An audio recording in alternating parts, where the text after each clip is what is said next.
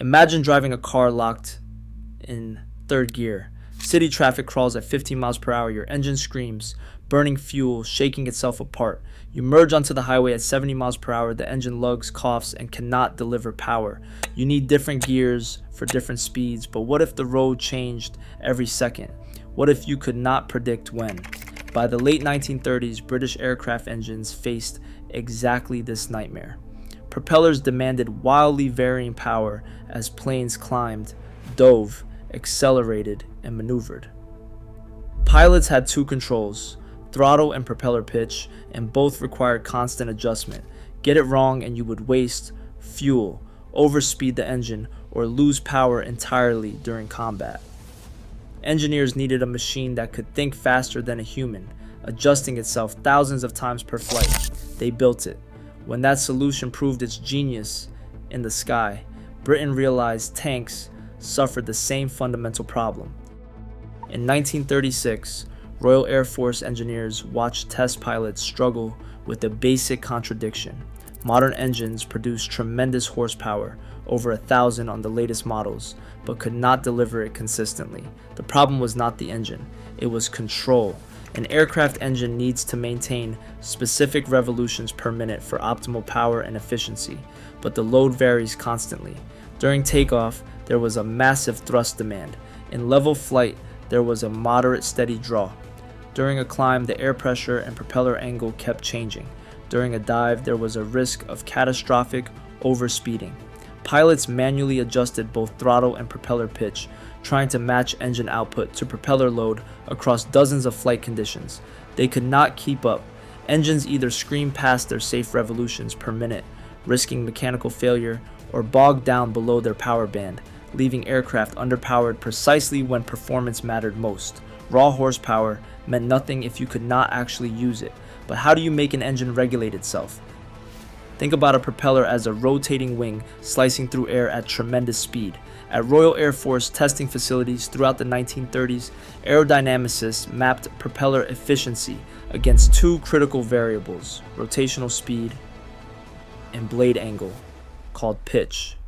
A coarse pitch, blades angled to take bigger bites of air, worked beautifully at high air speeds, but created massive resistance during takeoff.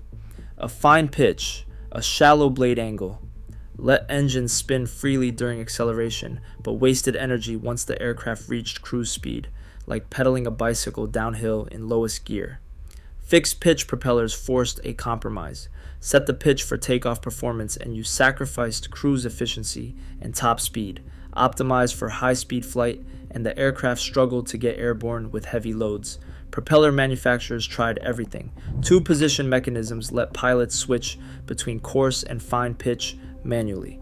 Three position systems added a cruise setting, but every solution dumped more workload on the pilot, requiring constant attention to propeller controls during the exact moments of takeoff, combat, or emergency descent, when attention was already maxed out.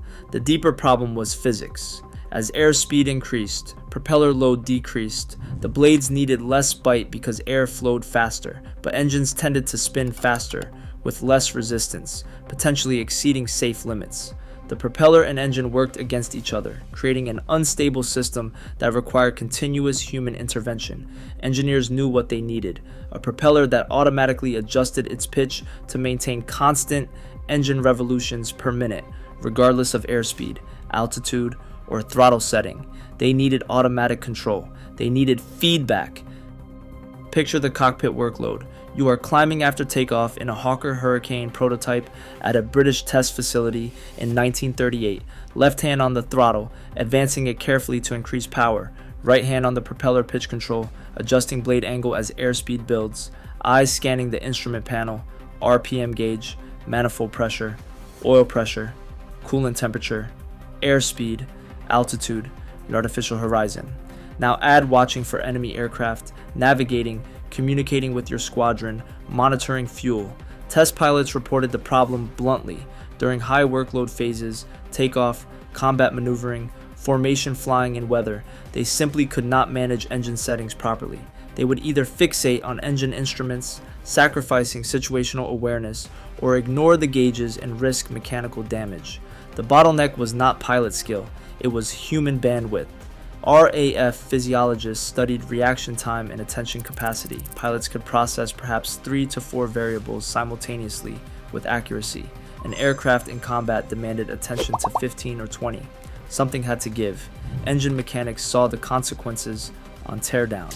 Engines that should have lasted hundreds of hours failed after 50 hours. Pistons showed scoring from overspeeding. Bearings wore prematurely from operation outside optimal RPM ranges. Propeller gearboxes cracked under stress from poorly matched loads. The engines were mechanically sound. Pilots were well trained. But the system, a human operator trying to manually regulate a machine cycling through conditions faster than conscious thought, was fundamentally broken. Several engineers asked the crucial question: can a machine regulate itself faster and more precisely than a human? Can you build intelligence into the mechanism itself? The answer would require thinking about control systems differently, not as devices that wait for human commands, but as devices that sense conditions and respond automatically, using mechanical feedback to maintain stability. The physics existed, someone just needed to engineer it. In the late 1930s, a handful of British engineers began exploring automatic engine control through a principle borrowed from steam engines and industrial governors: feedback regulation. The concept was elegant. Instead of waiting for a pilot to notice revolutions per minute creeping too high or too low and then manually adjusting pitch, what if the propeller itself sensed engine speed and adjusted its own blade angle instantly? The mechanism would need to measure rotational speed continuously, compare it to a target value, and physically move the propeller blades to correct any deviation, all mechanically, with no human input. This was not entirely new territory. Industrial engines had used centrifugal governors for over a century, using spinning weights that flung outward as speed increased, mechanically closing a throttle valve to reduce fuel. But propellers presented a far more complex challenge. The blades were massive, rotating at high speed, subject to tremendous aerodynamic forces. Changing their pitch required substantial hydraulic force, and the system needed to respond in fractions of a second, not the leisurely pace acceptable in a stationary factory engine. The engineering concept crystallized around oil pressure and centrifugal force working together. Engine oil could provide the hydraulic muscle to rotate heavy propeller blades. Centrifugal weights could sense rotational speed. A mechanical linkage could connect the two. As engine speed increased beyond the target revolutions per minute, weights would fling outward, triggering valves that redirected oil pressure to push propeller blades toward coarse pitch, increasing load, slowing the engine back down. If revolutions per minute dropped below target, the weights would retract, valves would shift, and oil pressure would pull blades toward fine pitch, reducing load, letting the engine accelerate. It was closed-loop control embodied in metal, springs, and fluid dynamics. The system would constantly hunt for equilibrium, making tiny adjustments hundreds of times per minute. The engine would correct itself. The brilliance was not adding power, it was adding mechanical intelligence that operated faster than thought, turning an unstable system into a self-regulating one. Now they had to build it. Think about what constant speed actually means for an engine. Set a target, for example 2,400 revolutions per minute for a Rolls-Royce Merlin engine, and the constant speed governor maintains that speed automatically across every flight condition. Throttle up for more power during climb. The propeller blades automatically shift toward a coarser pitch, increasing load to prevent overspeeding. Nose over into a dive and airspeed jumps. The blades become even coarser, maintaining revolutions per minute even as aerodynamic forces try to windmill the propeller faster. Reduce throttle for cruise. The blades move to a finer pitch, keeping the engine in its power band despite lower fuel flow. The pilot controls power output with the throttle. The governor handles everything else. Engineers assembled prototype constant speed units on test benches in workshops across Britain. The mechanism sat in the propeller hub itself, spinning with the blades. Flyweights, small counterbalance masses, rotated with the propeller shaft. As rotational speed increased, centrifugal force pushed the weights outward against spring tension. The weights operated a pilot valve that controlled oil pressure from the engine. When revolutions per minute exceeded the target, the valve shifted. directing high-pressure oil into a piston chamber that physically rotated the propeller blades toward a coarser pitch. When revolutions per minute dropped below target, spring force pulled the weights inward, shifting the valve to direct oil pressure in the opposite direction, moving the blades to a finer pitch. The system continuously balanced forces, centrifugal force against spring tension, oil pressure against blade aerodynamic loads. The result was reliable governor action. Test data showed remarkable precision. Revolutions per minute variation held within plus or minus 50 revolutions across throttle changes from idle to full power. The engine could operate at maximum efficiency continuously because it stayed at optimal revolutions per minute, regardless of power setting. Pilots could slam the throttle forward during an emergency climb, and instead of the engine screaming past redline and destroying itself, the propeller simply took a bigger bite, moving to a coarser pitch, producing more thrust while keeping the same revolutions per minute. This was transformative. Engine longevity increased. Fuel consumption dropped by 15 to 20% at cruise settings because the engine operated in its peak efficiency band. Climb performance improved because pilots could use full throttle without fear of overspeed damage. But the most important change was cognitive. Pilots no longer thought about revolutions per minute. They thought about power, throttle forward for more thrust, throttle back for less. The machine handled the complexity. That is when engineering becomes invisible. By the late 1930s, patent offices in Britain and the United States received detailed applications describing constant speed propeller governors from multiple manufacturers. De Havilland, Rotel, Hamilton Standard, each filed specifications outlining their mechanical approaches to the same fundamental problem. The patent language was dense and precise, describing hydraulically actuated blade angle adjustment mechanisms responsive to centrifugal force variation and pilot valve assemblies maintaining a predetermined rotational velocity. But underneath the legal terminology sat genuine innovation, closed-loop feedback control implemented entirely through mechanical components. No electronics, no computers, just metal, oil, springs, and physics. Patent examiners and engineering reviewers studied the applications carefully because the claims were broad and the implications profound. These were not incremental improvements to existing propeller designs. They represented a philosophical shift in how machines operated, from manually commanded systems to self-regulating ones. The core principle was a control loop. The mechanism continuously measured its own output, rotational speed, and automatically adjusted its input, propeller pitch, to maintain a target state. This created a control loop. Sense, compare, correct, repeat. The system was always hunting, always adjusting, always striving for equilibrium. Think about what this meant mechanically. The governor was not programmed or instructed. It simply responded to forces. When engine speed increased, centrifugal force increased proportionally. Pure physics, no interpretation required. That force directly actuated mechanical linkages. The linkages shifted valves. The valves redirected fluid pressure. The pressure turned blades. The blades changed load. The load affected speed. The speed changed centrifugal force. The loop closed. Cause and effect, instantaneous and continuous. No human in the circuit. How does metal decide what to do? It does not decide, it balances.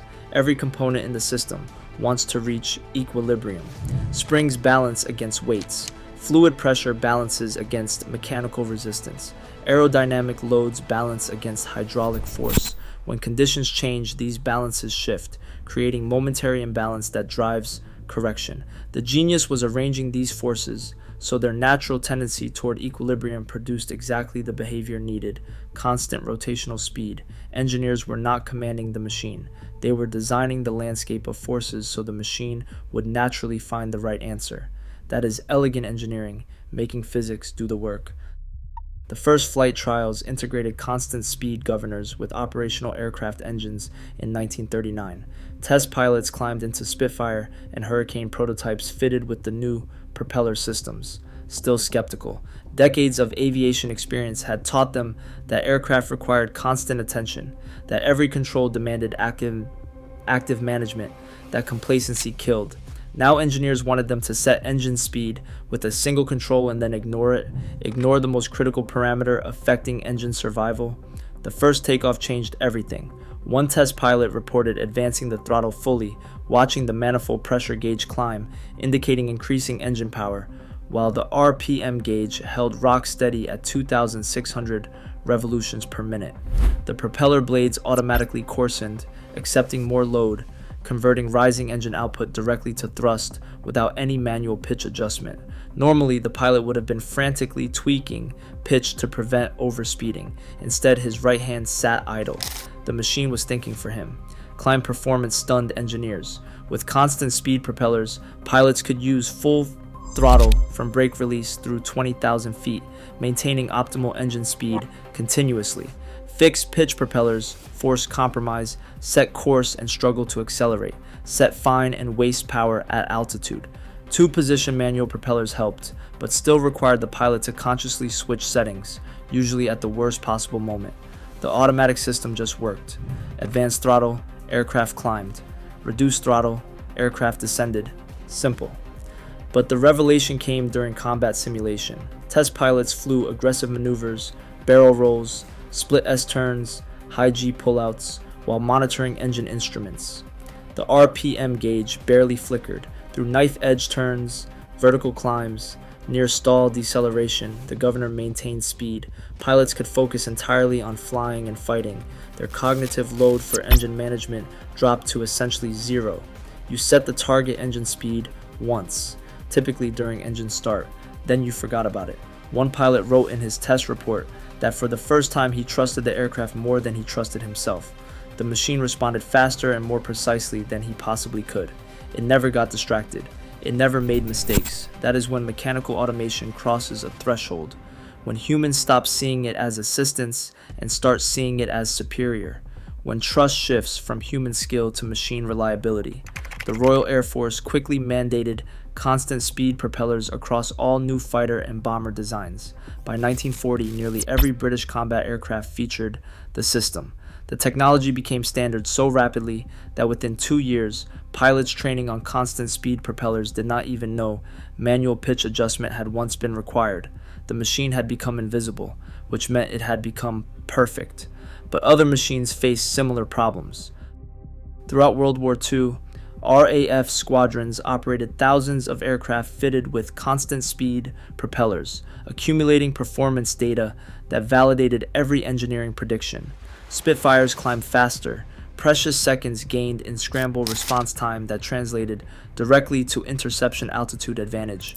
Lancasters and Halifax bombers extended their range. 15% fuel savings at cruise power meant deeper penetration into occupied Europe and wider safety margins for return. Engine maintenance intervals lengthened. Failures from overspeeding and improper pitch settings dropped dramatically. Pilots arrived back from missions less exhausted because they had flown the entire sortie managing one engine control instead of two. The technology succeeded so completely it became unremarkable.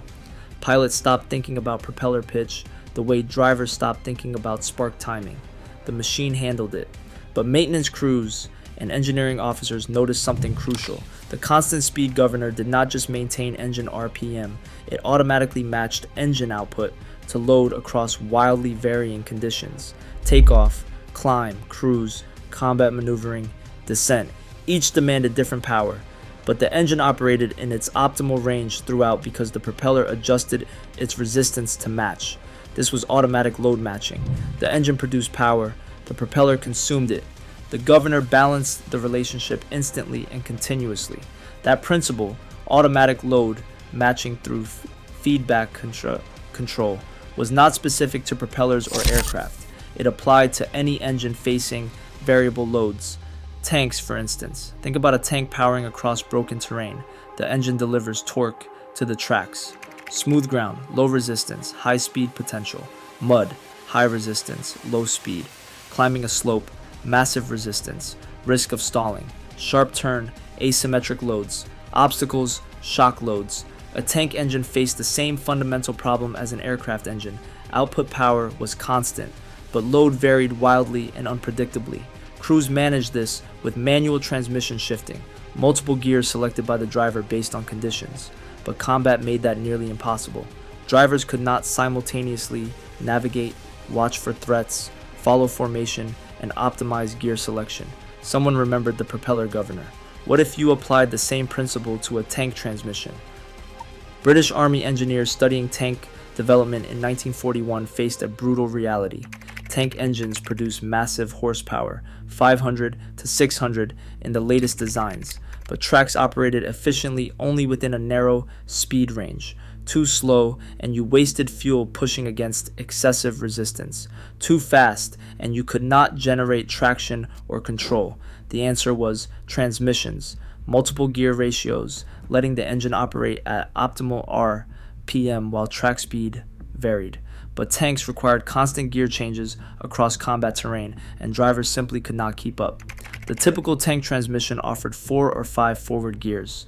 Drivers shifted continuously, matching gear to ground conditions. Hit soft sand, drivers downshifted. Reach hard ground, drivers upshifted. Climb a ridge, drivers downshifted 2 gears. Each shift required clutch operation, mechanical gear engagement, and precise timing to avoid damaging the gearbox or stalling the engine. Tank drivers operated under extraordinary stress, hands and feet constantly moving, always one mistake away from mechanical failure at the worst possible moment. Army engineers recognized a parallel to aircraft propeller control that led to the constant speed governor. Same problem, engine producing power, load varying wildly, and the human operator overwhelmed by control complexity. Same solution potential, automatic regulation through mechanical feedback. But tanks presented unique challenges. Aircraft propellers adjusted pitch, the blade angle. Tank transmissions shifted gears, changing mechanical ratios. Propellers used hydraulic force to rotate blades. Transmissions needed to physically move engagement mechanisms, selecting different gear pairs. Propellers responded to RPM variation. Tanks needed to respond to torque demand and output speed. The engineering teams adapted the constant speed governor concept into what they called a pressure compensated or torque sensing automatic transmission. Instead of centrifugal weights sensing RPM, hydraulic pressure sensors measured torque load at the transmission output. High torque, heavy resistance triggered automatic downshifts to lower gears. Low torque, light resistance triggered upshifts to higher gears. Oil pressure again provided the actuation force, moving clutch packs and gear selectors. The transmission continuously hunted for the gear that kept the engine in its power band while matching track speed to terrain resistance. The principle was identical to aircraft governor control: sense conditions, compare to optimal state, adjust automatically, just applied to an entirely different mechanical system. Now they had to prove it worked under combat conditions. Tank trials at British Army testing grounds in 1942 subjected prototype automatic transmissions to punishing conditions deliberately. Test drivers powered across obstacle courses designed to break mechanical systems, loose sand transitioning to mud, steep grades, sharp turns, and simulated shell craters. Engineers monitored engine RPM, transmission hydraulic pressure, gear selection, and track speed continuously. The data revealed a transformation. With manual transmissions, drivers shifted gears 20 to 30 times per minute during aggressive maneuvering, and they got it wrong frequently. Too high a gear climbing obstacles, the engine lugged, lost power, and sometimes stalled. Too low a gear on flat ground, the engine screamed, wasted fuel, and wore components. The automatic transmission shifted 60 to 80 times per minute, far faster than human reaction time, and optimized selection based on measured load rather than driver estimation. Think about what this felt like from inside the tank. Instead of the constant juddering and engine speed swings of manual shifting, power delivery became smooth. Hit an obstacle, the transmission downshifted automatically, engine RPM held steady, torque multiplied, and the tank climbed without hesitation. Crest the obstacle, the transmission upshifted instantly, engine RPM remained optimal, and speed increased without driver input. The driver steered, the transmission managed power. The parallels to aircraft constant speed propellers were exact. Pilots set throttle, and governors maintained engine revolutions per minute. Tank drivers set throttle, and automatic transmissions maintained the optimal gear. Both systems used closed loop feedback, where the system measures output conditions, compares them to the optimal state, and adjusts control parameters automatically. Both relieved humans from managing complexity that exceeded cognitive bandwidth. Both converted unstable human-machine systems into stable, self-regulating ones. Reliability improved dramatically. Manual transmissions under combat stress suffered frequent clutch failure from improper shifting, gear damage from forced engagements, and complete mechanical failure from driver error under pressure. Automatic transmissions eliminated most human-induced failures. The hydraulic control systems proved robust and responded faster than drivers could consciously react. By 1943, several British tank designs incorporated automatic or semi-automatic transmissions based on pressure sensing feedback control. The technology never achieved the complete adoption that constant speed propellers did in aircraft. Tanks were more mechanically diverse, production pressures limited standardization, and some commanders distrusted removing driver control. But the principle was proven. Automatic power regulation through mechanical feedback could transform ground vehicles exactly as it had transformed aircraft. Same fundamental insight, same engineering elegance, same practical genius. The machine, thinking faster than the human, made thousands of tiny corrections that added up to smooth, reliable, optimized performance. Through the late war years and the immediate post-war period, engineers refined feedback control systems for both aircraft and ground vehicles, focusing on reliability, durability, and reduced maintenance. The early governors and automatic transmissions worked brilliantly under ideal conditions, but they sometimes failed in harsh environments, with extreme cold thickening hydraulic fluid, combat damage, severing control lines, and contamination clogging precision valves. Engineers improved sealing systems to protect internal mechanisms from dirt and moisture. They developed synthetic hydraulic fluids that maintained consistent viscosity across temperature extremes. They added redundant control pathways so single-point failures would not disable entire systems. They simplified maintenance procedures so field mechanics could service governors and transmission controls with standard tools. The fundamental principle, feedback regulation maintaining optimal operating conditions, never changed. Robustness improved until these systems became genuinely reliable under operational stress. By the late 1940s, constant speed propellers were so standard in aviation that engineers stopped mentioning them in aircraft specifications. Automatic transmissions appeared in tanks, trucks, and eventually civilian vehicles. The technology transitioned from innovation to infrastructure. That is when engineering becomes invisible, when it works so well and so consistently that it disappears from conscious awareness. You stop noticing the mechanism and simply expect the performance. Pilots expected engines to maintain revolutions per minute. Drivers expected smooth power delivery. Nobody thought about the spinning weights, hydraulic valves, and pressure sensing mechanisms making it happen. The genius embedded in the machinery vanished into routine operation. But the principle survived and spread because it solved a genuinely fundamental problem: how to automatically match mechanical output to varying load conditions. That problem appears everywhere engines deliver power to changing environments, and that is why this particular innovation mattered far beyond its original application. Post-war aviation rapidly adopted turbine engines, jets, that fundamentally changed propulsion but retained constant speed control principles. Jet engine fan speeds required precise regulation to maintain stability and to prevent compressor stalls or turbine overheating.